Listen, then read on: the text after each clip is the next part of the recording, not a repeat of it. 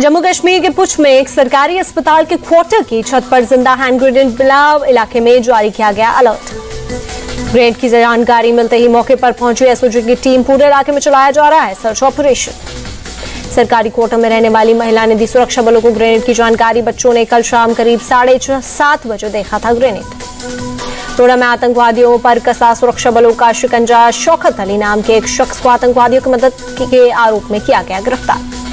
सुरक्षा बलों का आतंकवादियों की तलाश की सर्च ऑपरेशन जारी। 2000 से ज्यादा जवान तलाशी में जुटे। जम्मू कश्मीर के कैरन में घुसपैठ की कोशिश नाकाम, 2 आतंकी मारे गए। यूपी के गोंडा में चंडीगढ़ डिब्रूगढ़ एक्सप्रेस हादसे में साजिश की आशंका। लोको पायलट ने हादसे से पहले धमाके की तेज आवाज सुनने का किया दावा। लोको पायलट के दावे के बाद रेलवे ने कमीशन ऑफ रेलवे सेफ्टी जांच के दिए आदेश। फिलहाल धमाके को लेकर कोई ऑफिशियल स्टेटमेंट नहीं आया। स्थानीय लोगों ने धमाके की आवाज सुनने से किया इनकार। सूत्रों के मुताबिक मौके से ब्लास्ट जैसी कोई चीज नहीं मिली है। गोंडा में हुए रेल हादसे के बाद ट्रैक पर मरम्मत का काम जारी। कल चंडीगढ़ डिब्रूगढ़ एक्सप्रेस ट्रेन हुई थी रेल। 3 लोगों की मौत और 30 लोग हुए थे घायल। हादसे में मारे गए लोगों के परिजन को 10-10 लाख रुपए देगा रेलवे। गंभीर रूप से घायलों को 2.5 लाख और मामूली रूप से घायलों को 50-50 हजार रुपए मिलेंगे। पीएम मोदी ने बीजेपी मुख्यालय में की कर्मचारियों कार्यकर्ताओं के साथ में मुलाकात। सभी के काम की तारीफ की और मनोबल बढ़ाया। पीएम मोदी ने करीब 2 घंटे कर्मचारियों कार्यकर्ताओं के साथ गुजारे। उनके काम के बारे में बात की और दर्शकों के पार्टी में सफल यात्रा के बारे में बताया। पीएम मोदी ने लोकसभा चुनाव के परिणाम पर कहा, दुखी क्यों हो, हमने शानदार काम किया, अब हमें आगे की ओर देखना है। पीएम मोदी ने पुराने दिनों का किया जिक्र। कहा, मैं भी इसी ऑफिस में काम किया करता था, हम सब एक परिवार। बीजेपी नेता अमित मालवीय ने पीएम मोदी और कार्यकर्ताओं की मुलाकात को एक भावुक मौका बताया। लिखा, कई कार्यकर्ताओं ने 2 सीट से 303 सीट तक पार्टी के विकास देखी है। यूपी में समाजवादी पार्टी और कांग्रेस एक साथ मिलकर लड़ेंगी विधानसभा का उपचुनाव। विधानसभा की 10 सीटों पर होना है उपचुनाव। यूपी कांग्रेस अध्यक्ष अजय राय ने 21 जुलाई को 10 सीटों के जिलाध्यक्षों की बुलाई बैठक। सीटों के बंटवारे पर होगी चर्चा। मुंबई में बीजेपी की कोर कमेटी की बैठक खत्म। मीटिंग में महाराष्ट्र विधानसभा चुनाव को लेकर रणनीति पर हुई चर्चा। बीजेपी की कोर कमेटी की बैठक में राज्य के सभी 97,000 बूथों को लेकर बनी रणनीति। बजट में शामिल योजनाओं को सभी बूथों के कार्यकर्ताओं तक पहुंचाने का मिला टास्क। मुजफ्फरनगर में कांवड़ यात्रा मार्ग वाले आदेश पर बीजेपी नेता मुख्तार अब्बास नकवी ने ट्वीट कर जताई नाराजगी। लिखा, अधिकारियों के आदेश हड़बड़ी में गड़बड़ी वाले।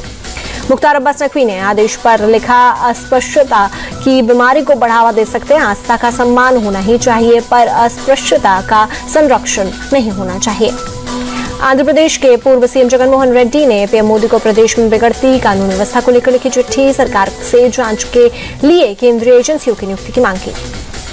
पश्चिम बंगाल के पुरुलिया में बीजेपी दक्षिण मंडल के अध्यक्ष सत्यजीत अधिकारी की मिली डेड बॉडी। रेलवे किनारे मिला शव। हाथरस में यूपी की गवर्नर आनंदीबेन पटेल ने लोगों को दी नसीहत। कहा, सामान्य व्यक्ति को ईश्वर मानने के अंधानुकरण से बचे। राज्यपाल आनंदीबेन पटेल ने कहा, अंधभक्ति करने की जगह लोगों को बेटियों की शिक्षा दीक्षा और उचित संस्कार देकर उनकी उन्नति की कोशिश करनी चाहिए।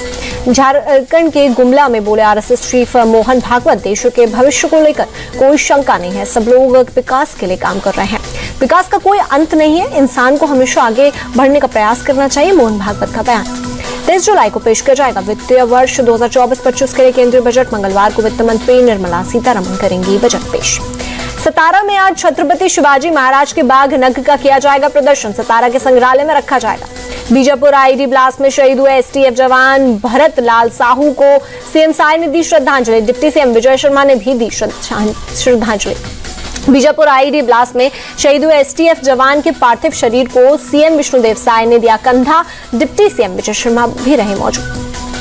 बिहार में बढ़ते अपराध पर एक्टिव हुए सीएम नीतीश कुमार। कानून व्यवस्था की समीक्षा के लिए आज बुलाई उच्च स्तरीय बैठक। आर्थिक संकट से जूझ रहे हैं दिल्ली यूनिवर्सिटी के 12 college. Vice chancellor Yogesh Singh का बयान। योगेश सिंह का कि दिल्ली सरकार से अपील, आर्थिक संकट को दूर करने के लिए गंभीरता से करे विचार। राजस्थान के बीकानेर में सड़क हादसा, एक ही परिवार के 6 लोगों की मौत। हैदराबाद की एक दुकान में लगी भीषण आग, कड़ी मशक्कत के बाद दमकल की गाड़ियों ने आग पर पाया काबू।